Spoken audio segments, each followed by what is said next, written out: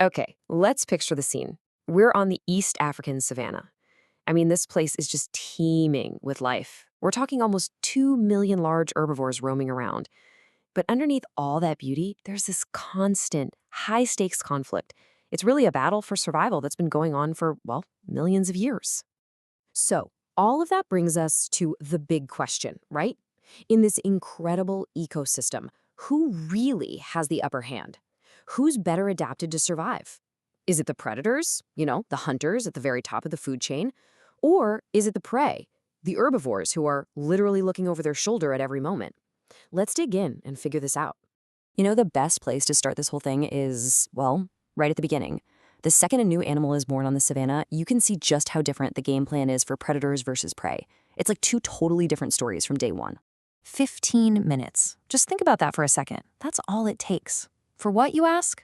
Well, that's how long a newborn Topi calf needs to go from being born to hitting a full-on gallop. I mean, before it even has its first drink of milk, its body is screaming at it, run. For these animals, speed is everything, right from the get-go. And this comparison just lays it all out, doesn't it? It's night and day. On one side, you've got the Topi calf, on its feet and running in minutes. And on the other, the future king of the savannah. A brand new lion cub is born blind, weighs barely more than a bag of sugar, and is completely, utterly helpless. It's hidden away for months, totally dependent, while that little Topi is already out there, keeping up with the herd. But it's not all just hardwired instinct. Survival is a skill, and it has to be learned. For both predators and prey, the savannah is basically one giant classroom. But the lesson plan? Well, it's a matter of life and death, and the classes are very, very different depending on who you are. So if you're a young carnivore, your whole world is a training ground. Lion cubs, for example, they get a front row seat while mom corners a wildebeest, but she doesn't go for the kill. Nope, she lets the cubs practice. It's a live fire exercise. And young cheetahs, all that play fighting you see isn't just for fun. They're relentlessly building up those powerful muscles they're going to need for those incredible explosive sprints. Now, on the flip side, herbivores play too, but their games have a totally different point. They're not learning how to kill. They're learning how to stay alive. You see young waterbucks locking horns and jousting. They're practicing for the day they'll have to battle other males for the right to mate. So for them, playtime is all about defense, escape, and ultimately passing on their genes. Okay, so all this running, fighting, learning, it all needs fuel, right? And out here on the savannah, pretty much every single decision boils down to the economics of energy. You can think of it like a biological bank account. How much energy can you take in, and how do you spend it without going broke? It's a constant calculation. And this really puts it into perspective. Look at an elephant, a huge herbivore. It might spend up to 16 hours a day just eating. 16 hours. It has to, just to get enough energy from plants. But a lion, a carnivore eating super high-calorie meat, it can afford to just chill out and rest for almost 18 hours a day. So one is constantly working to get energy, and the other is an expert at saving it. This whole energy math is so important. Biologists actually have a name for it. They call it optimal foraging theory. And here's the bottom line. A predator has to constantly ask itself, is this hunt worth it? They have to weigh the energy they're going to burn against the calories they might get if they're successful. Every single hunt is a massive gamble.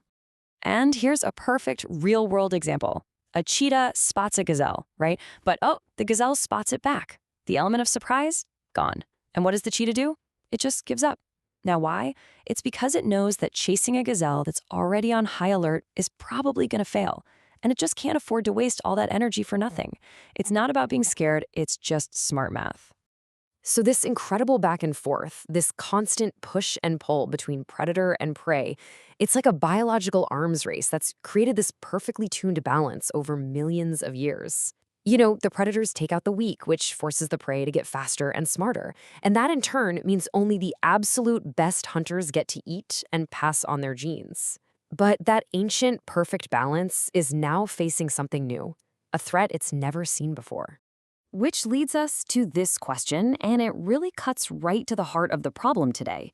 We've always thought of the lion as the lord of the savannah, right? The undisputed king. But in the world we live in now, is that still true? That title is starting to look a little shaky.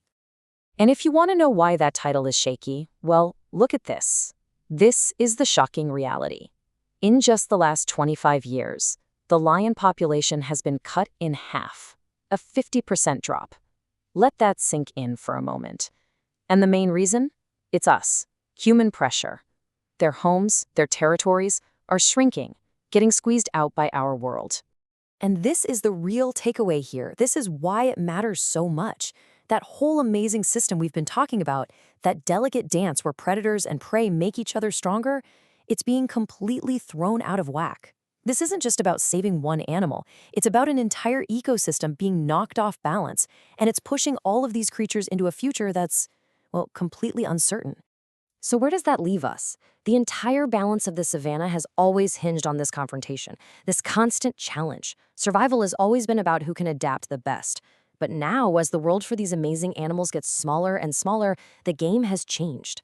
The big question isn't just who rules the savanna anymore. It's who can adapt next in a world where we're rewriting all the rules.